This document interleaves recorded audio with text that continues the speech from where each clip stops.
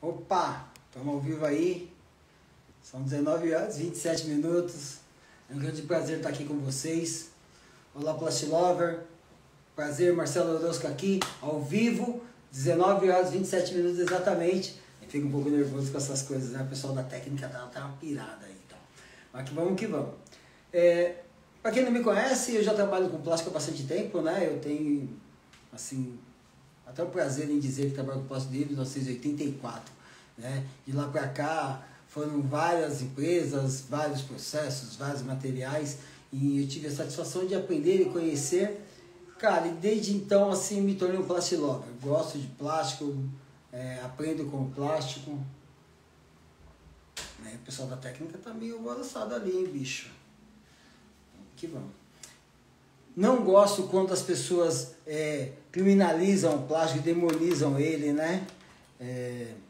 Tem uma série de problemas com essas coisas.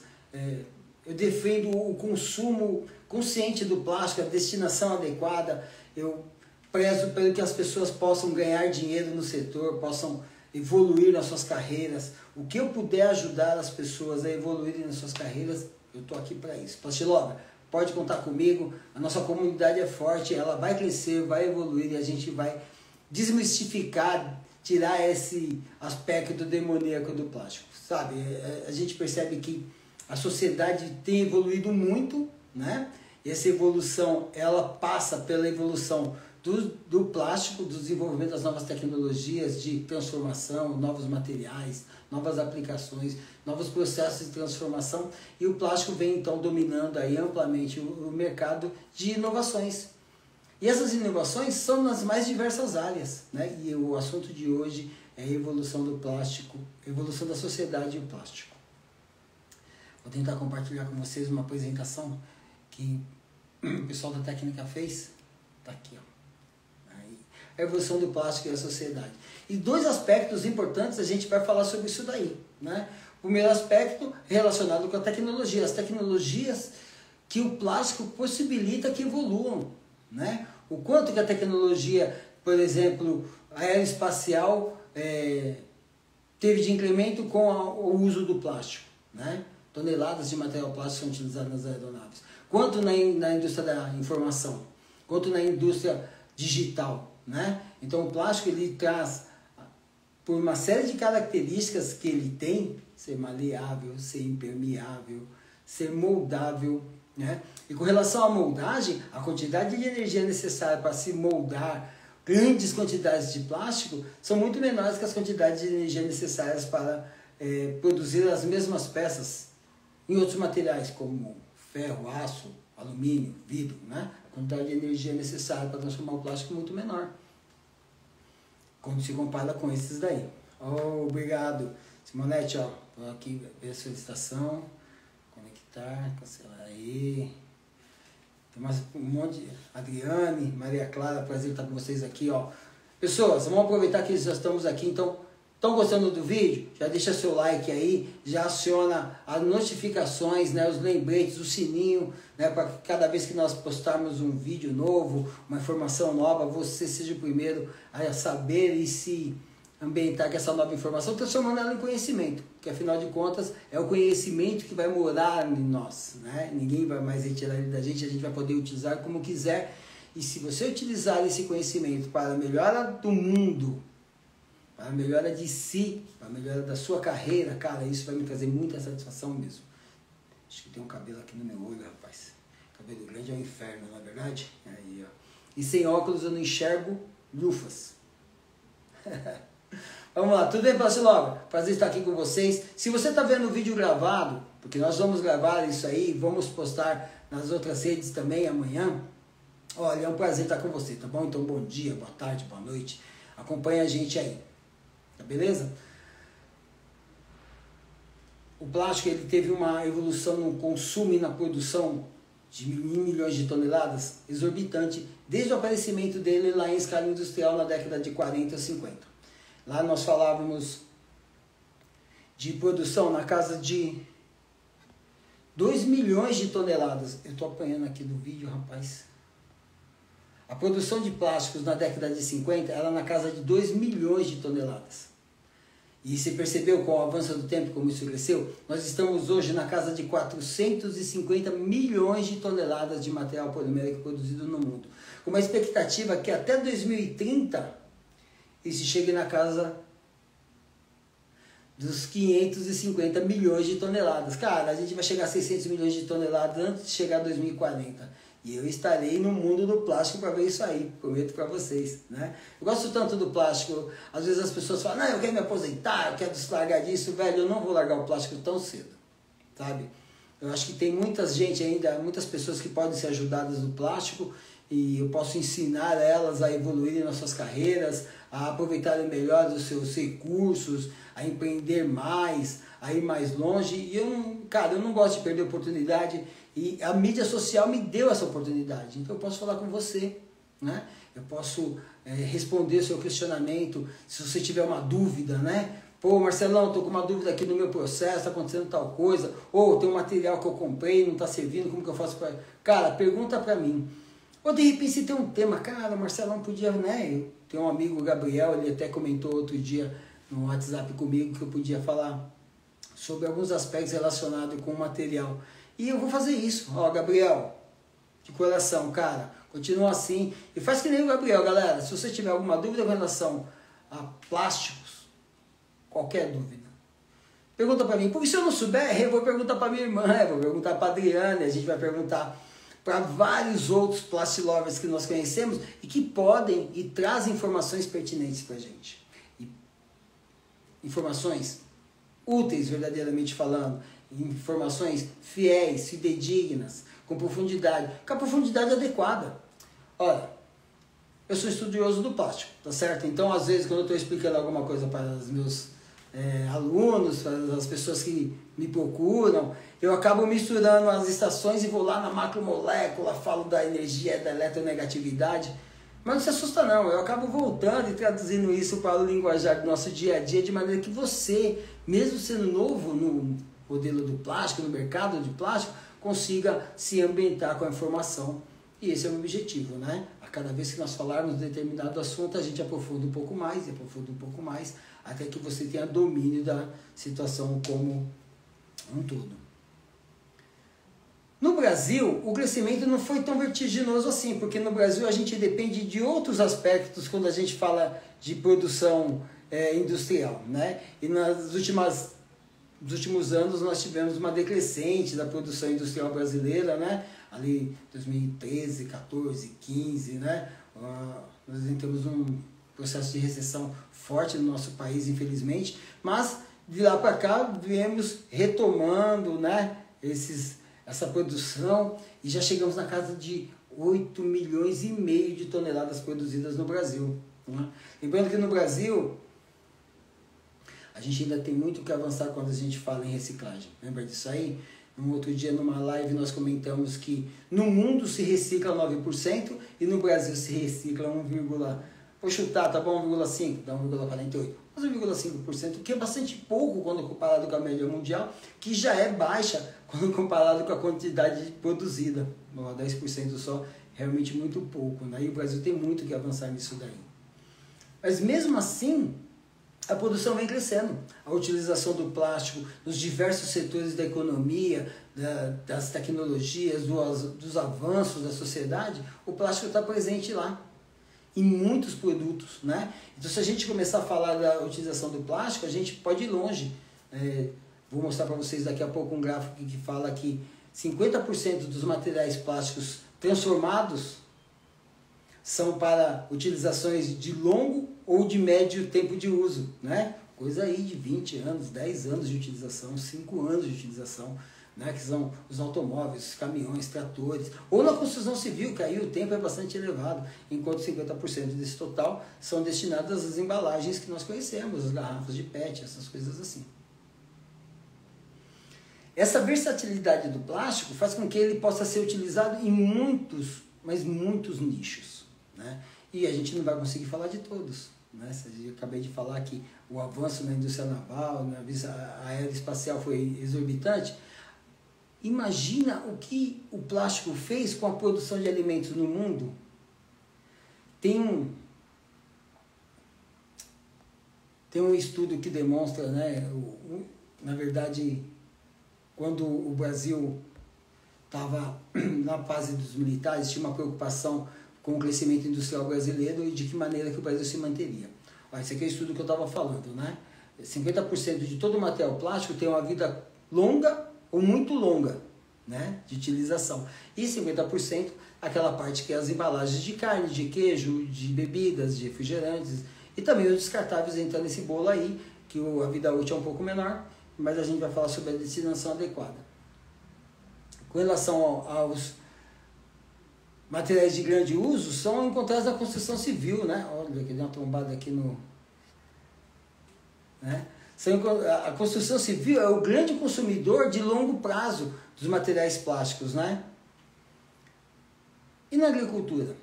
Como que a gente encontra o plástico na produção de alimentos? Cara, o plástico está presente desde lá do comecinho, né? Enquanto você embala a semente, né? Os sacos com milho que vem da Embrapa, por exemplo, ou quando você faz o primeiro plantio em que você usa aquele transportador de muda, que é de polihidroxibutirato, né? Que é aquele material biodegradável, biobaseado, oriundo da cana. Já falamos sobre isso aqui uma vez, não é verdade?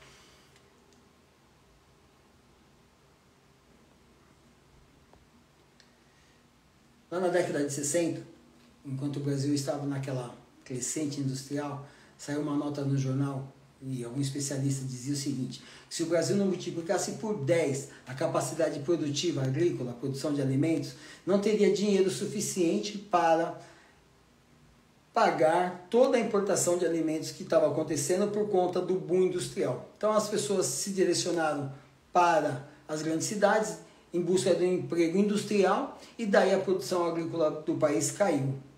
E nós passamos a importar. Nós tínhamos dinheiro, né? O Brasil estava em franca expansão, mas existia uma preocupação. Precisávamos aumentar a questão da produção agrícola brasileira para conseguir manter aquele desempenho em que o país se encontrava no cunho industrial.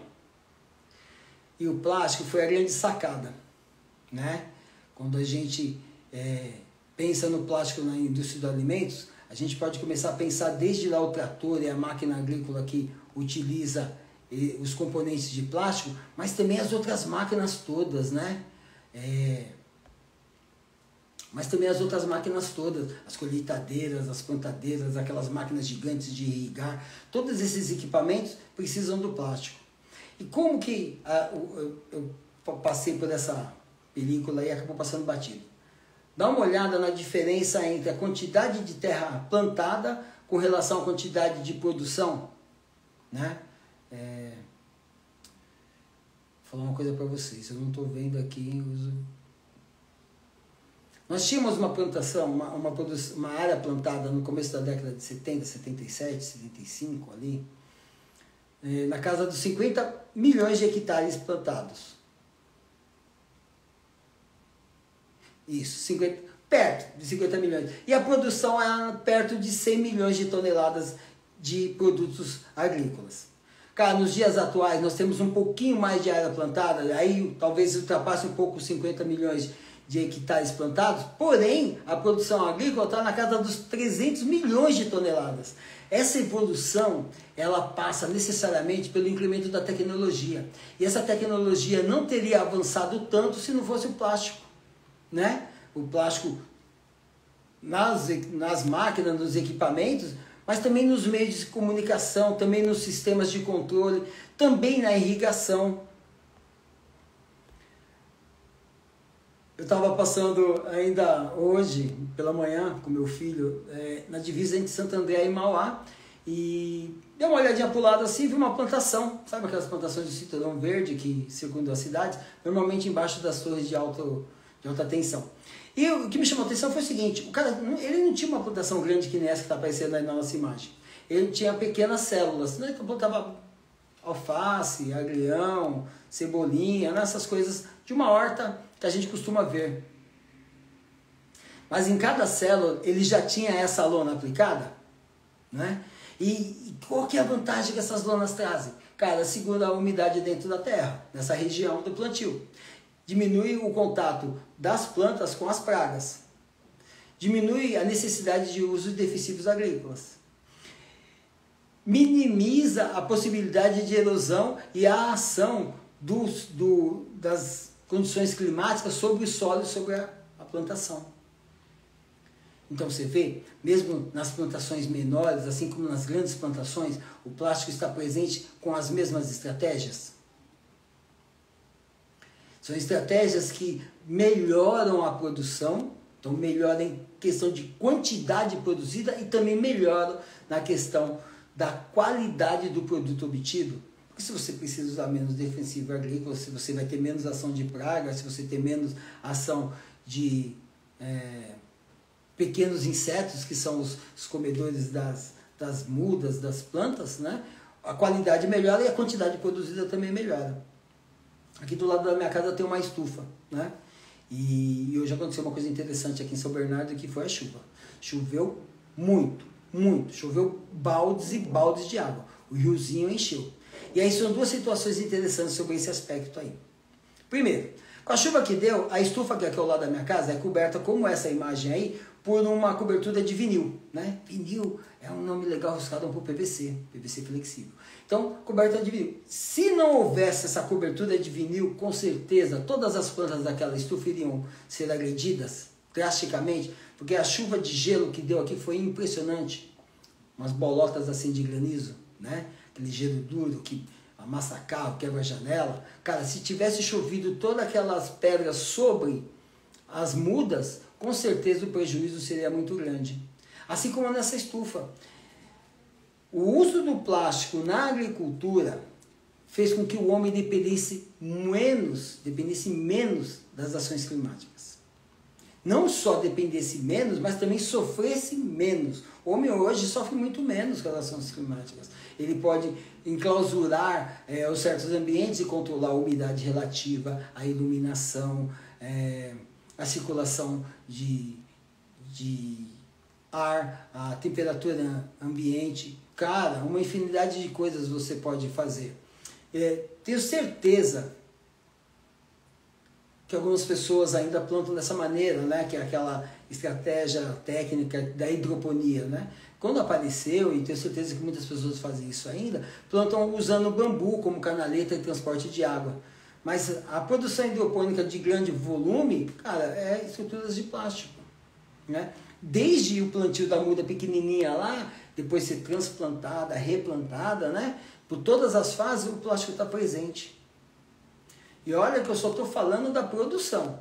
Se eu começar a falar de outros aspectos relacionados ao transporte de alimentos, né? Por exemplo, ou na irrigação dos ambientes, tem uma série de outros aspectos que o plástico avança no sentido de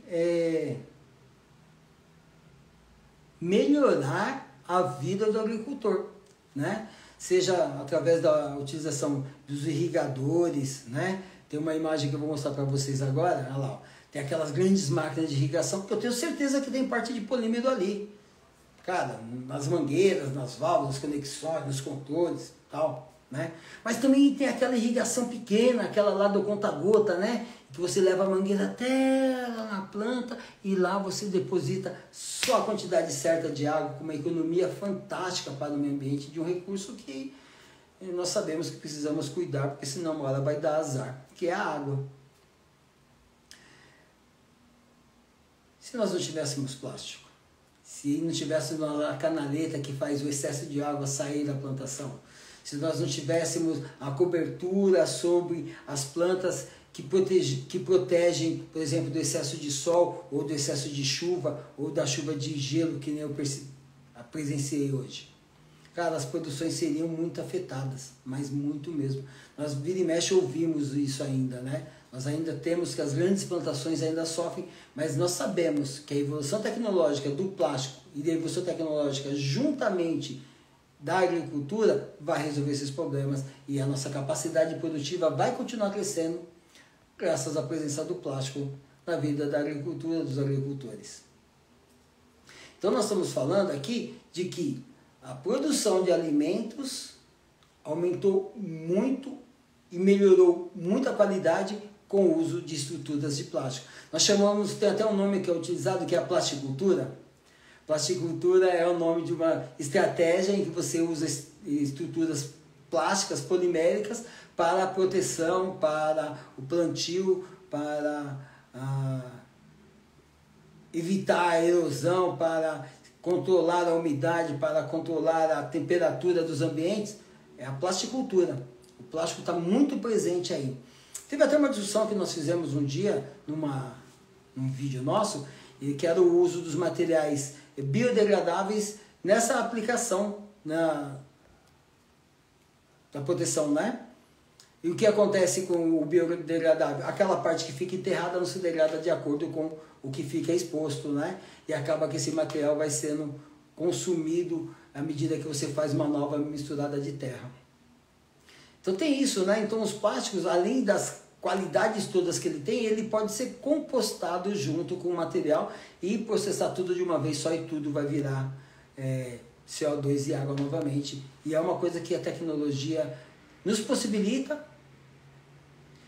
e que eu tenho certeza que logo chegará no nosso dia a dia. Agora, quando a gente fala em vida útil do produto, quando a gente fala em vida útil do alimento, né, que chega para a gente lá, o consumidor final, que somos nós, seja comprado na feira, seja comprado no mercado, seja comprado, sei lá, nos grandes atacadões, né, embalagem de carne, de verdura, de legumes, de queijo, de suco. A quantidade de materiais utilizados nessas embalagens é fantástica. A tecnologia que é aplicada em cada um dos processos, em cada uma dessas embalagens, é fenomenal. Mas também possibilita que nós possamos consumir produtos dentro da nossa necessidade de qualidade quando nós quisermos, né? Sem depender da sazonalidade, por exemplo, sem depender de estar na condição climática ideal para o plantio ou para a colheita de certos alimentos, por conta que você pode usar tecnologia e aumentar a vida útil desse alimento. Embalagem de queijo e de carne, por exemplo, a materiais utilizados lá que não permitem a passagem de oxigênio, não permite a passagem de água, o que conserva o produto por muito mais tempo. Isso é só uma aplicação. Recentemente eu assisti um vídeo, né, e isso é muito legal. Estou vendo aqui os comentários, né? Olha, Elina, Bia, João, cara, prazer, Sidney, muito legal que vocês estejam aí comigo, permaneçam aí. Débora, olha que legal, Débora, prazer, tamo junto. Bia, eu fico muito satisfeito quando eu vejo as pessoas assistindo a nossa live, comentando aí, participando. Cara, não perca a chance. Se você chegou agora, sou Marcelo Orozco, estou aqui ao vivo com vocês, são 19h50. Nós estamos falando sobre a evolução da sociedade e o plástico. Nós escolhemos para falar uma vertente tecnológica que é a produção de alimentos, né? Já apresentamos de que maneira que o material plástico, junto com a evolução tecnológica da agricultura, elevou a qualidade e a quantidade de produtos agrícolas oferecidos, né? Disponíveis para nós, sem que nós soframos muito, pelo menos, com a sazonalidade, com as variações climáticas. E agora nós estamos falando um outro aspecto, o aspecto da embalagem final. E aí chega na nossa segunda vertente do tema de hoje, né? Porque esses materiais que eles estão mostrando nessa película, nessa imagem, são descartáveis, né? São materiais descartáveis. Esses materiais descartáveis vão para onde? No lixo? Vão ser reciclados? Devem ser, podem ser, e depende de nós consumidores, nós plastilovers, consumidores finais. Depende de nós fazermos a destinação adequada. E como a gente faz essa destinação adequada? A gente separa o lixo, separa todo o plástico. Oh, mas eu não sei se esse plástico é reciclável. Todo plástico é reciclável, reutilizável. Potencialmente reciclável, potencialmente reutilizável. E quem é que é a pessoa mais adequada para dizer se sim ou se não? Cara, são os catadores. E eles estão com muita dificuldade de transitar nas grandes cidades. Nós precisamos, nós, Plastic Lovers, ajudar essas pessoas. E como que a gente ajuda essas pessoas? A gente separa o lixo de plástico em casa. Né? Daqui a pouco eu vou mostrar um videozinho para vocês em que mostra todo o trâmite que o material sofre. Vocês vão perceber que tudo começa com uma boa atitude, né? Aquela atitude de separar o lixo, de colocar o plástico no ambiente separado dos demais materiais para que ele vá chegar até o catador, até a cooperativa de catadores, até a indústria de reciclagem, de maneira que ele possa retornar para a cadeia produtiva. Esse é o objetivo aqui. Todos esses materiais utilizados, então aí poliestireno expandido, PVC, polietileno de baixa, PVDC, né, nas embalagens de queijo, são mais tecnologicamente avançadas, PET nas garrafas de suco, de carbonatados, de águas gaseificadas, enfim, existe uma infinidade de possibilidades de uso do plástico. Por que colocar na embalagem de plástico? Porque a vida útil do alimento aumenta. Recentemente eu vi um vídeo na TV em que a mocinha falava, né, que se pegasse um pepino e enrolasse naquele plástico filme, deve ser PVC, o exemplo que ela mostrou, então você pega lá o pepino, enrolou naquele plástico filme, toma cuidado para não ter nenhum pedaço à mostra, nenhum ponto de entrada de oxigênio, põe na geladeira. Vamos falar a verdade? Quanto tempo demora um pepino, uma abobrinha na geladeira? Né? Quando você tem uma família grande, demora meio-dia, né, que no outro dia já virou sopa. Mas quando você mora sozinho, você é solteiro, ou tem pouca gente em casa, você, a esposa e um filho, o consumo de alimentos não é tão grande assim. Então se você compra lá, que aconteceu comigo, 3 pepinos. Cara, eu faço salada de pepino um dia e dá de manhã e de noite.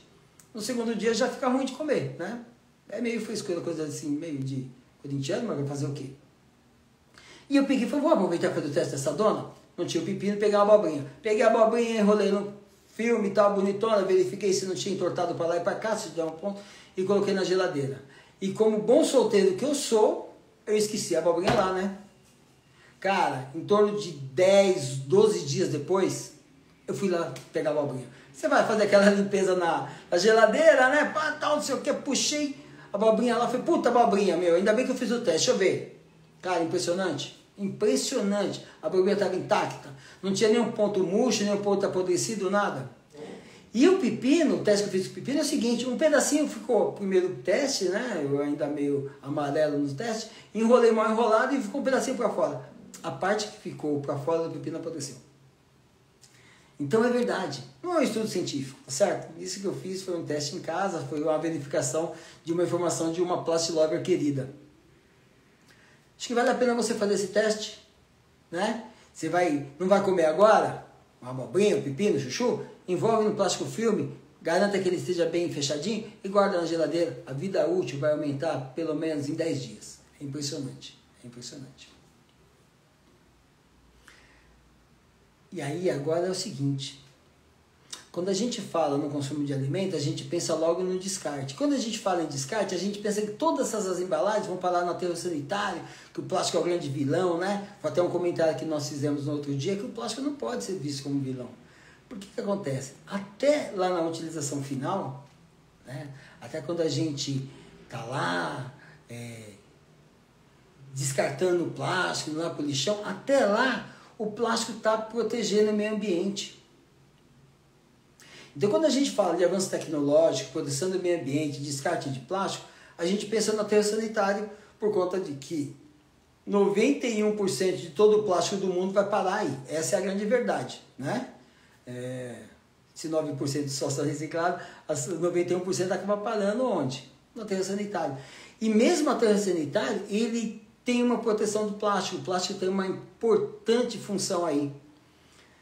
É aplicado sobre o solo, tudo devidamente projetado, especialistas pensam sobre esses aspectos do formato, da queda e tal, mas é aplicado no solo antes de você criar o aterro sanitário, a geomembrana, que são materiais poliméricos, que protegem o solo da contaminação do churume, que é aquele líquido que escorre do lixo. Né? Se aquele líquido entra em contato com o solo, com as águas, ele contamina tudo. Churume. A geomembrana tem a função de direcionar o churume para um ambiente em que ele vai ser captado e tratado adequadamente, segundo as recomendações das normas de segurança que tratam desse assunto. Então o plástico, ele participa de toda a cadeia do alimento, desde lá da obtenção da semente, os grandes transportes, né? Até lá no preparo, na plantação, na colheita, na irrigação, no transporte. Imagina transportar tanto alimento sem aquelas caixas de proteção, né? Ou embalagens plásticas adequadas que previnem a contaminação com outros líquidos ou que permitem a passagem de água. O plástico não deixa isso acontecer, né? Ele garante que o material fique mais tempo nas condições técnicas especificadas para o nosso consumo. E lá já na destinação final, a gente encontra muito material no lixão e nem sabe que se não fosse o plástico naquela região, naquele aterro sanitário, você teria ainda maior contaminação por churume dos solos, do lençol freático e coisas do tipo. Cara, aqui quando a gente fala no descarte de plástico, aqui no Brasil, né, nós já falamos isso anteriormente e é bem sério, 16,8% de todo o resíduo encontrado nos aterros sanitários são de plástico. Cara, essa é uma fonte da ABRELP, né, que é a Associação Brasileira das Empresas de Lixo, Coletadoras de Lixo Urbano.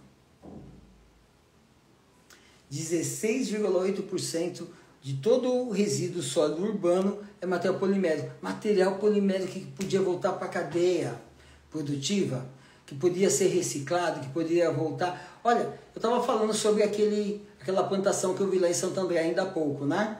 Falei lá que o rapaz, o agricultor, né?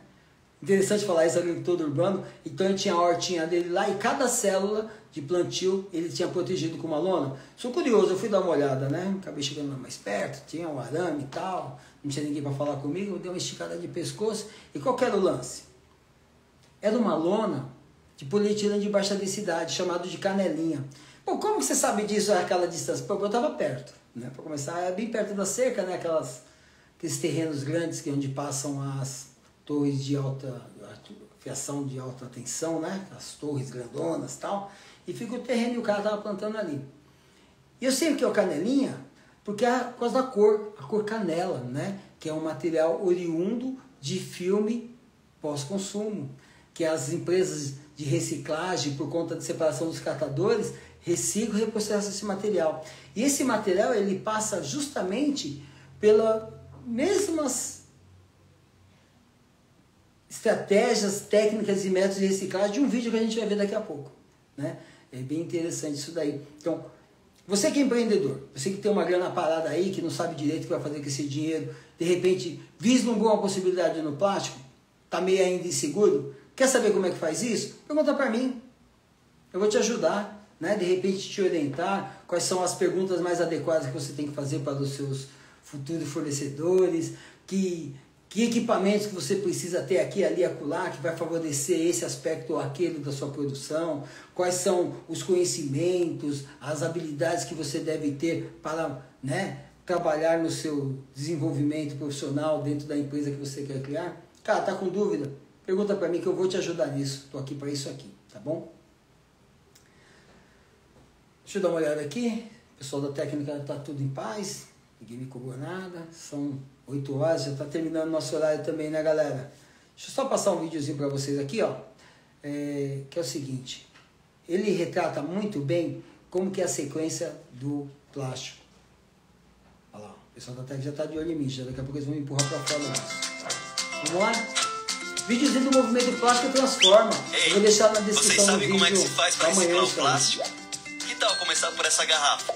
Aí na sua mão. O plástico é resistente, versátil e tem longa durabilidade. Por isso, precisa ser reaproveitado ao máximo. Primeiro, o consumidor tem que aprender a descartar os resíduos da maneira correta.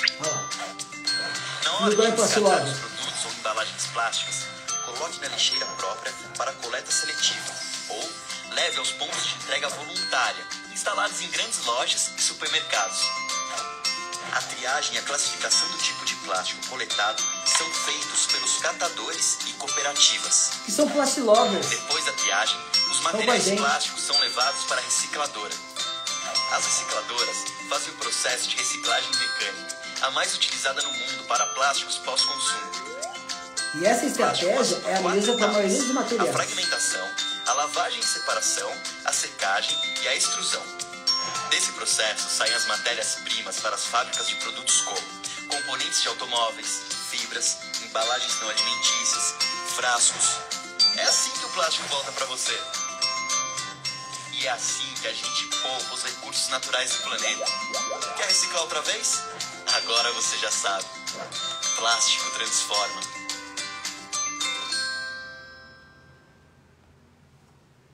Qual que é o objetivo disso tudo, gente? A que serve tudo isso que a gente falou hoje sobre a evolução do plástico? Cara, para a gente enxergar todas as possibilidades de utilização do plástico.